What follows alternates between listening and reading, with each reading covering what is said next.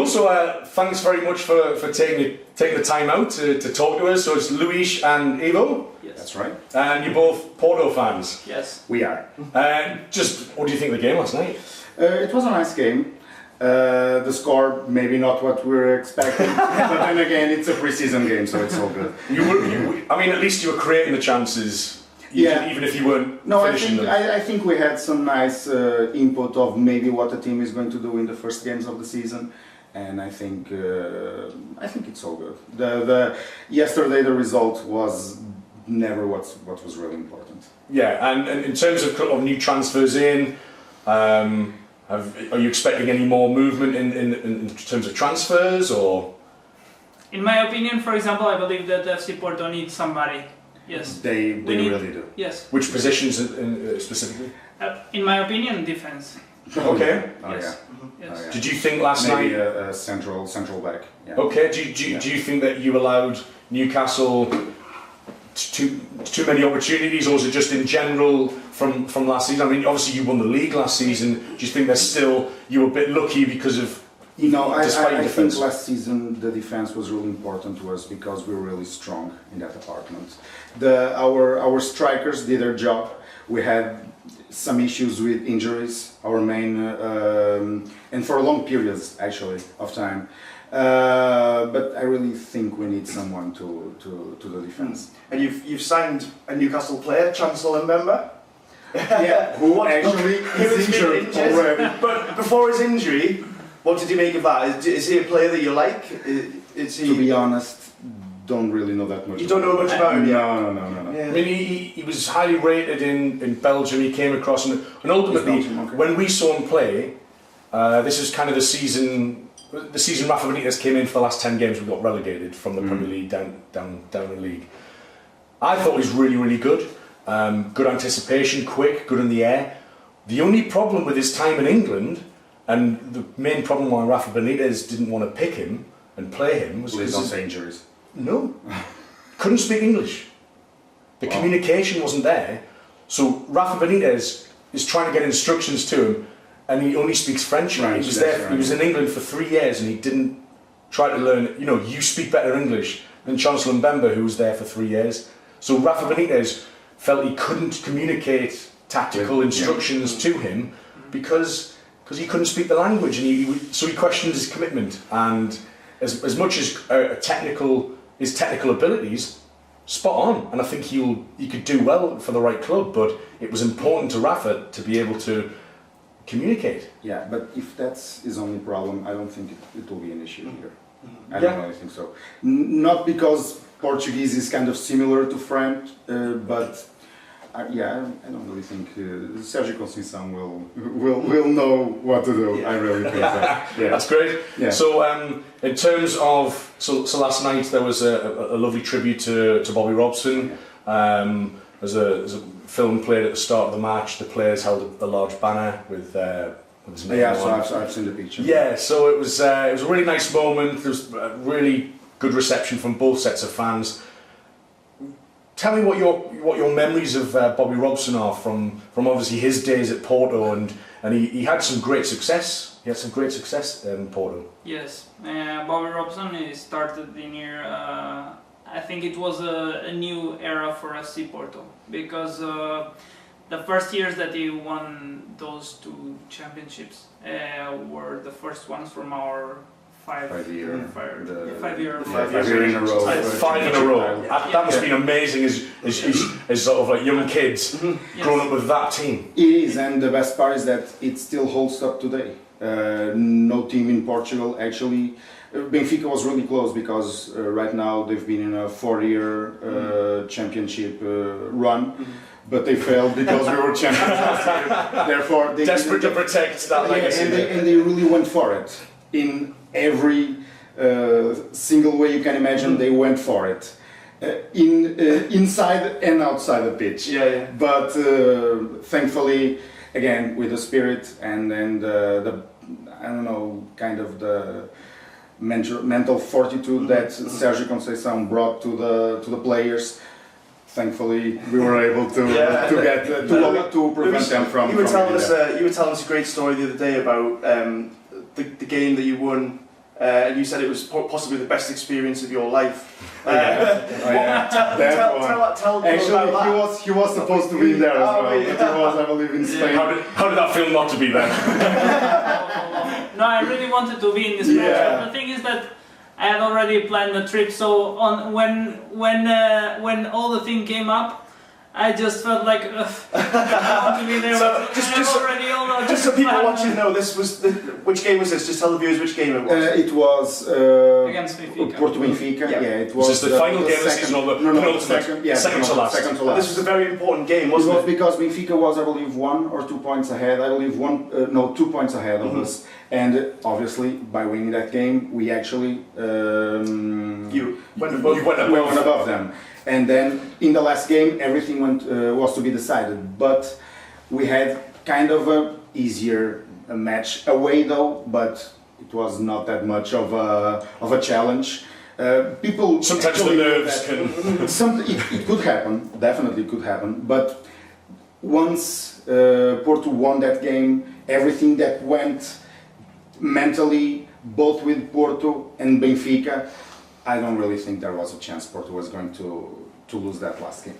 Not a chance. Tell us a bit about the relationship with Benfica. You know, I mean, there's a bit of a rivalry there. You don't like each other. There's obviously. Yes, there is. I think there is the biggest rivalry in Portugal is between Porto and Benfica. It really is. No matter There- what. There are a lot Anyone of say. teams that we have some issues sometimes, but the main one is against Benfica.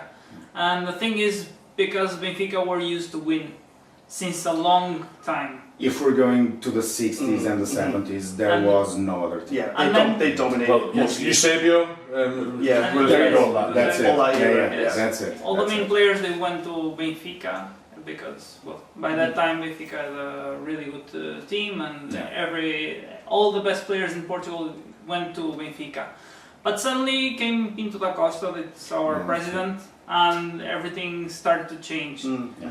Then Porto started to be stronger and stronger.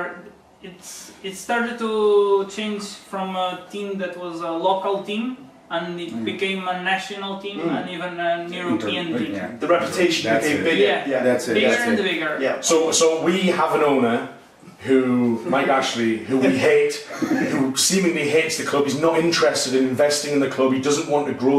What Mike Ashley wants is to spend just enough money that we don't get relegated. So the bottom 3 teams in the Premier League get relegated. He would like to finish 17th every year and spend the bare minimum. In contrast, Luis, you were telling us this weekend that actually you guys have an owner that really understands the club. And how long has he been in post? I believe it's in this 37th year Wow, as the 37 chairman. years. Wow, Yeah. it's amazing. Yeah. What we think, we're not sure about it because he's 80? Yeah. It's around 80. I think if he's not 80, he's 79 or maybe he's even 81. I don't really know, but he's really close to 80 if he's not there already. We believe that maybe by the time he turns, he makes his 40th year Yeah. as chairman, maybe he will step down because by the time he'll probably be around 83 or something. Yeah. Maybe we'll step down, but the thing is, he really loves the club. He really cares, and he wanted to take that spotlight off of Lisbon, because as Ivo said, it was Benfica, and suddenly it became Porto. And I believe that within his 37 years as president or chairman, he won maybe very close to. No, he won actually. I think. 20 championships, 18, 20, Wow, yeah, that's around amazing, that. isn't it? It's Yeah. Do you worry that if and when he steps down, We which is do. due to age, We really do. you worry about that? places. Yeah. Because Porto seemingly have, from what you were regarding with the likes of Benfica, who seemingly is possibly favoured by the sovereign, and it's politically. What happened actually during the 60s and the 70s, that was a big part. So that It kind really of was. that set the scene for what is to come in the future. What is actually important to us as well is that Porto, on a social level and even political level, Porto always is trying to get Porto on the map as well. I mean, it's not just Lisbon. we are the second biggest city in Portugal. I mean, we have more international titles, this is a fact, than Benfica. I mean, internationally, we should be more known than they are. But you know, from the 60s and the 70s, people that are in their 50s and 60s, obviously they were from Benfica because, let's be honest, people sometimes, if not most of the times, they root for the team that wins the most. Yeah. It's just, Yeah. it is what it is. So obviously, with that in mind, your underdog status in Portugal, you're kind of an underdog, but still quite successful in terms of trophies. I mean, Newcastle are very much an underdog without that trophy success. So how do you see an era following your current president going? Do you think somebody new can come in, that you can really push on to become the elite club in Portugal, or do you think it will be another struggle? In fact, he already thought about leaving the city, the club. But then the main supporters, they start to say that, okay, you have to stay, you have to stay, you have to stay. And I believe that, at least for me, I don't see anyone else controlling FC Porto than Pinto da Costa. I mean, it's like, if he dies, for me, it's like Part of the club also then. yes, yes. His legacy will always... Yes, it will live on. And in my opinion, for example, now when this moment will arrive, like all the supporters will have to understand the new guy. Yes. Because we are coming from we will start a new, different era. Of course. And this means that, for example, the next president might have a really hard task. Oh yeah. Because he needs to convince the supporters, and Porto supporters are extremely Just a little bit. yes, But hard to please. yes, We are. they are really hard to please. So Because we are just really accustomed to win. Of course, And that is actually, it shouldn't be like that. We should know how to accept losing 2, 3. Join the club. We should, but the problem is, it's not only losing, because if you were to say to a Porto supporter, well, Sporting just won the league, it will actually be, well, okay, I mean, fine. But knowing that we are losing to Benfica, which they are, I believe, 10 titles, or maybe 8 titles ahead of us, we won 28, and they are, I believe, in their 36th, I believe. So it's hard for us to lose to Benfica. It's honestly, it's hard to lose to, but losing to Benfica hurts that more. Yeah. So, and sometimes though we do believe that they are rightfully they have champions. They're the best team. They really are. I mean, with Jorge Jesus in 2010, and actually the 2 champions in a row that won the first 2 I believe in 2012 and 2013, I don't know. Rightfully champions. Nothing really. Yeah. There's not that much to say. yeah. They were, but it's still hard for us. So from my perspective, following, I don't follow much Portuguese, but I keep abreast of European football and transfers and things, and what Porto means to me, for example, for a very distant football fan, is that you're a club with good European pedigree. You're always in the big competitions, in the big European fixtures. Historically, you've always recruited very well. You buy good, cheap, young talent from South America, Central America, and you nurture them, you develop them for a season, 2 seasons, and then suddenly the big clubs come in, and so some of the talent that you've got and then sold on, like sort of Ricardo Carvalho, Deco, James Rodriguez, Falcao. So many on there. Mostly defenders. Did you have the money also helps. Did you have Paulo? Chelsea. The first years of Roman Abramovich, they were very good to us.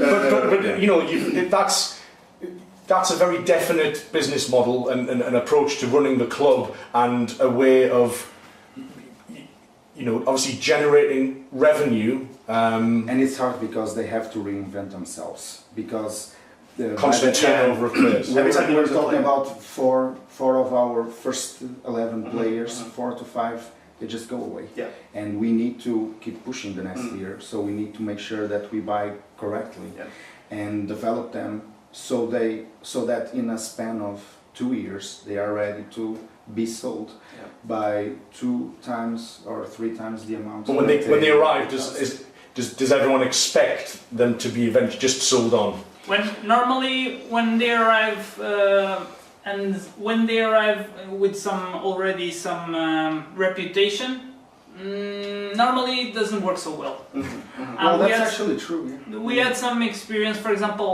I remember one. It was Carlos Alberto. Carlos Alberto came from Brazil. Actually, he won a Champions League in Porto. He actually scored. He actually scored in the final. And he actually scored. So he's going to be watching this, just polishing his Champions League winners medal. That's true. I believe he still plays though. But yeah. Because he was really young. He was like 20. But the thing is that, for example, when he arrived to the club, we were expecting that we just bought the new Pelé or something. It was he came with such high reputation that. When he arrived, of course, he was a really good player. Of course, we really saw him. We really enjoyed the way he was playing. But the thing is that in the end, he won. He stayed in here a couple of years, but then he went away, and right now we don't even heard about him. Of course, we've had a few of for them. example, I like to know where these players are playing at the moment, and I know that or at least. Last year or 2 years ago, he was in Brazil or something, playing in a team in Brazil. Yeah. But the thing is that he came with so much title, and suddenly his career Faded. And for example, with James Rodriguez, Falcão, they came to the club, and we knew that they were good players, but okay, they are good players. Let's see how it goes. Prove themselves. Yes, and Hulk as well. Where did Hulk came from? Was he from? I think he came from Japan. Japan. Yeah. Actually, he was in I believe it's a satellite. Or do you say satellite team? In a really small club here. I believe it was in 2004. But then he didn't stay in Porto, and he went on to Japan. And in 2000 and I don't know. Porto went to buy, and it was the player that was sold for 60 million. So, but in order to do that at a football club, your scouting network has to be elite. It has to be absolutely excellent. And from a Newcastle perspective, this is what you get as part of the Rafa Benitez package. Yeah. His knowledge of world football, his reputation in the game, his networks, because he's worked in so many countries and won trophies in so many countries, because he's been so successful and he's so highly thought of. We rely on him for the knowledge and the networks to be able to, you know, hopefully pick out these hidden gems. So, you know, your scouting must be among the best in Portugal, surely. Yeah. Actually, we're right now having some schools of football spread all over the world. Yeah. For example, we have one in Colombia. Actually. Yes, we have one in Colombia. So there is a local, let's say, a local team that knows the local players, and they know when there's some players outstanding, they join the club, and maybe they get some opportunity to play in here. Yeah, and what he was saying is that because in these types of schools, Porto is not going to buy these players in order to put them in the first team at that moment. No, Porto is buying the players to get them in their, how do you say, kind of the second team, but the reserves, the reserves, in order, because Porto is buying them at maybe 17, 17, so 18. the youth so they put them in their youth squads to develop, and then within 1 to 2 years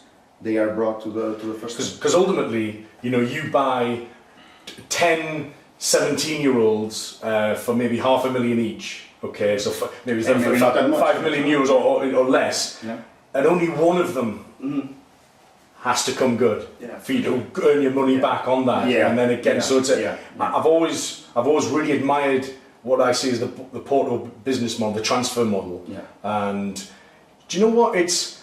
There seems to be an idea that to become, what we call a stepping stone club.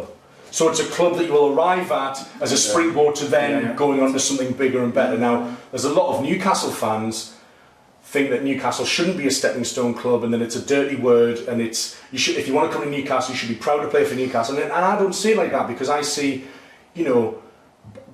Arsenal are a stepping stone club for a lot of Barcelona transfers. So back in the day, they've sold those Tottenham, Real Madrid. Even the biggest clubs in our league are still stepping stone clubs, and I don't think that's anything to be ashamed of. I think it's just being clever. It's how it works, and it seems to be something that you guys have experienced. Yeah, we're proud of it. Yeah. I mean, it's great for us because by having that stepping stone, let's say, unofficial title, Yeah.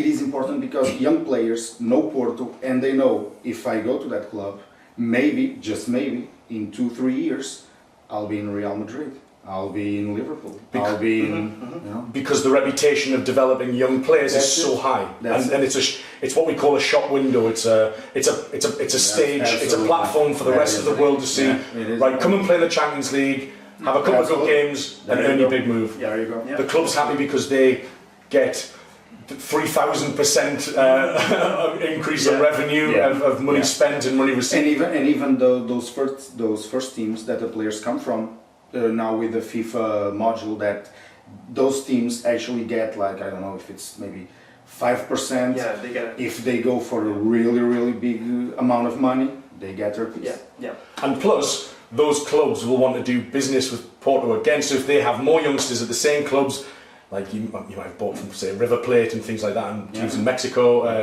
Hector Herrera, who stayed, obviously. Well, we don't know that. Oh, we don't know that, because it's being linked away?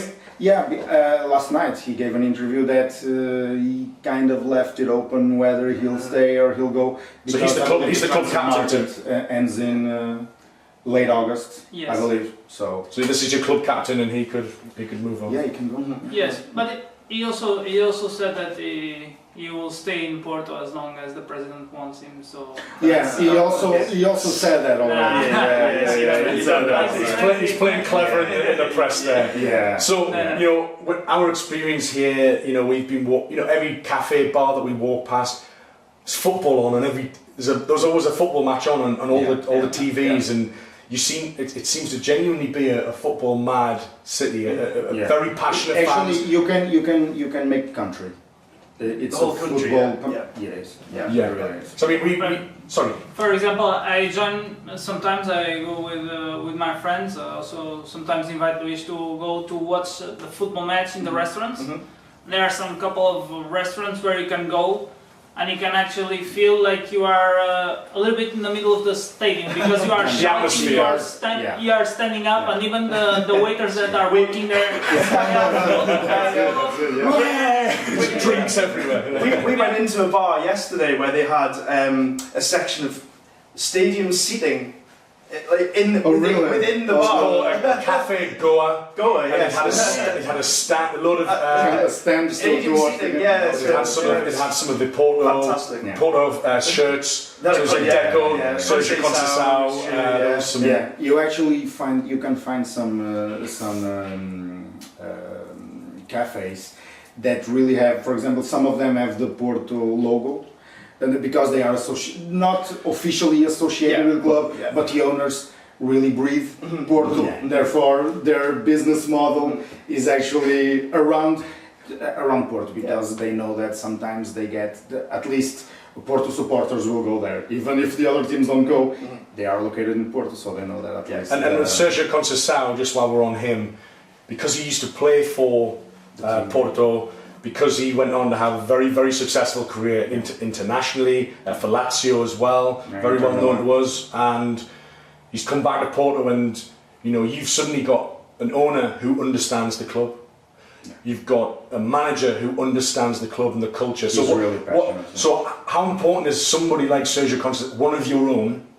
How important is having someone like Sergio Conceição making the decisions and the owner making the decisions, and how important is that for the club and the community and just the city of Porto? How does that feel? It's reassuring. We know that what the chairman is doing, what the coach is doing, they are in synchrony. I don't know if it's working together. In synchronicity, yes. Yeah. And we know that whatever they decide, whatever the coach, and it's mostly the coach decides, it's good for the team. He's got the best interests of the club at heart, hasn't he? Yeah. Maybe it doesn't work all the time because we are flawed, but he will always, at least his heart is there. He will always do his best for the club. And he's really passionate. See, you can, or your viewers and listeners can see Sérgio Conceição kind of Athletic Madrid coach. Simeone. They are really similar. As players, they were like fighting, aggressive, tenacious, determined. Obviously, within their differences, but they are really similar to one another. They're fighting for the club. Yeah, they really are, and you can see the passion actually in Simeone's kind of style. Bullish, like a bull. That's it. And so at the moment, I've mentioned about Mike Ashley. He's been in charge for 11 years.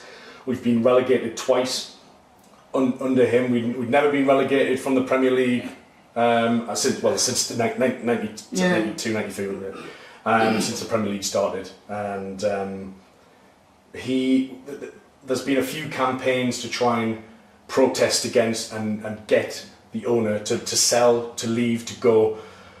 Recently, over the last couple of weeks, a new campaign has started. People are getting re-energized in their hatred for the owner, and it's so, we want to put all of our efforts into supporting Rafa Benitez and the players for a new season, but instead we're having to split energy between giving our full support to Rafa Benitez, a world-class manager who most of us believe are so lucky to have. We shouldn't have him. I don't know why he stays with the owner that we do have. And then the other half of us wanting to put effort into trying to push him away and get him out of the club. It is so frustrating. But do you know what? In a similar way to the way that your owner and manager helped bring your city together and your fan base together, Newcastle fans are galvanised in the same way for their love of Rafa Benitez and their hatred of Mike Ashley. And it's really interesting. I see a lot of similarities between our clubs. Granted, I would have liked to have seen my club win title, Champions League. But yeah, so it's it's really cool. It's really cool to be in Porto. It was such a good experience yesterday, although we had to watch the game behind a net. Oh yeah, in case we threw this out. The safety case. Actually, that happens because, as you know, supporters from, we're not talking about the little teams.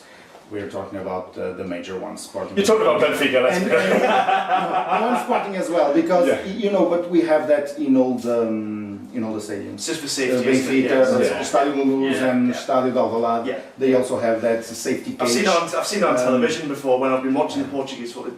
You see it in a lot of sections of the stadiums across the country. Actually, ours is the most recent. We were, I believe, the last team to get the safety. That safety net. But it's a beautiful stadium. Your stadium. It really is. It's open. It's open. The views. And you're with the flags waving in the ultras sort of section at the end. There's a few bangs going off. It was considering this was a friendly pre-season game as well. It was almost a sellout, wasn't it? I can't imagine what the Benfica game would be like. Going with the earplugs. And even with Sporting, actually, we take those games really. Seriously. I mean, we were around the stadium before the game, and they had the drums and getting the atmosphere going. I guess for the player and that was well before. That was like 3 or 4 hours before. Yeah, we actually have our own trumpet player. we actually know them as well. Know him as well. Brilliant. So we met Draco. your mascot, the dragon. Yes. He's a good dancer. He's got some moves. He's MLS is also very, very recent. Yeah. It's like 2 years. Right, okay, yeah. We never had a mascot. I think overall we've just had a fantastic trip here. Yeah. You know, everyone's made us feel very welcome, and the experience of going to the game was wonderful. It was, you know, the stadium was fantastic. It's my favourite away match I've ever been to. It's been brilliant. The whole weekend. Everything's been great. Yeah. So just to finish on, and we'll let you go. So thank you very much for your time. Our pleasure. How do you? I'll go to you first, Ivo. What do you think Porto will do this season? Where will you finish? How will you do? Can you bring home the title again? For another season. Yes, I think we can. It was really important. First of all, I would like to say that it was really important that Sergio Conceição and Pinto da Costa are joining, are controlling the club. Because Sérgio Conceição, he knew from before, from long years ago, what is Porto, what are the expectations of the supporters, and this is really, really important. And when he decided to come from France to Porto, he knew what he was going to have in here. His first year was, for me, not surprising. It's just something natural, because he was used to win. He has the passion, because I think that some things that don't, the main difference between Porto and all the main European clubs in Europe is that we have passion for the club and you have the money. That's the difference. Yeah. Because our players really feel they are on the field and they give everything they can to win the match. And even the supporters, we almost don't have money. We have our wages are extremely low comparing to yours. Newcastle, Wolverhampton, wherever they come and they just offer a couple euros more and the players go, because we don't have money.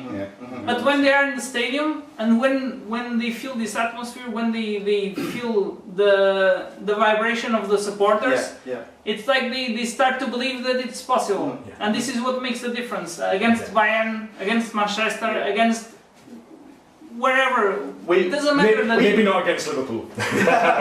we call that effect the 12th man. So the support of the fans, it's like that extra player on the pitch, isn't it? Yeah, and the players in here, they feel so well, because even Casillas, he arrived, and after he stayed, I think he's in the third year, he just decided that he doesn't care about the money, because he feels happy playing in here. He decided I'm going to reduce my wage, and I don't care, I stay in here. Because in here gives me pleasure to play. And you can feel in here what is the atmosphere of the city, what is this club meaning for the city and for the supporters. Because if we didn't pass this energy, this vibration, it would be like it's just one more team. Probably we wouldn't win the championship. Most probably we would have never won a Champions League, because I remember that in the I born in that year in '87, the first year that we won the Champions League. My parents, they were in Vienna to watch the match. My father had been in the stadium, my mother was outside. And my parents, they told me that when they arrived to the stadium and when they arrived to the city, the Germans felt that this Champions League was their Champions League. And they just arrived. That's okay. No, this is done. We just arrived. This is ours. You've already won it. We have already won it. And suddenly, when Porto started to play, and with this vibration, with this emotion, of course, even in the stadium, we were a very few number of supporters. And you can see this, for example, in against Celtic in Sevilla. It's the same. We were probably one third of the supporters, because we don't have so much money to go there to watch. And it was just around the corner, actually. But this vibration, the players, they started to feel that it was possible, and they started to know that they have this willing to win and this. This motivation, and they just arrived and they gave everything they can. They gave. I seriously believe, and you know, like the highway, it's like just next to the stadium, and every time that I cross the stadium and I look to the big screen, there's these goals playing from Bayern Munich for this final, and I pass there and I feel this vibration. Even me, for example, right now I got my skin like I'm feeling like if I was there, if I was almost scoring that goal, because it was so vibrant. And this vibration that we pass to the players, and they start to believe that it's possible to beat everyone. Yeah, brilliant. I mean, it's a similar sentence in Newcastle. We have this passion where in terms of the quality of players, we're so far down all the big teams in the Premier League. However, at home, this season gone, we beat Manchester United, we beat Arsenal, and we beat Chelsea 3-0 in the last game of the season. We completely dominated. It was so, and that wouldn't be possible without the crowd, the emotion, as you've described there. It's so powerful, and it's so important to help level the playing field. I guess you can have money, but actually passion means a lot more, counts for a lot more. Luis, I'll come to you just to finish. How do you think Porto are going to do this season? Just to add real quick to what yes. I think there is something special about the fact that all the European finals that we had, the ones that really mattered, we won those finals. I mean, within the European competitions, we are 4 for 4. I mean, the 2 finals of Champions League that we went to, we won. The 2 UEFA Cup or Europa League finals that we went to, we won. I mean, there is something that strikes to the players that they know that we are here, we need to win. Even if you lose, let's imagine we won 1 against, as you said, Bayern Munich. But let's imagine whether it was Juventus, whether it was Real Madrid, maybe we could lose those, but we would really try to win.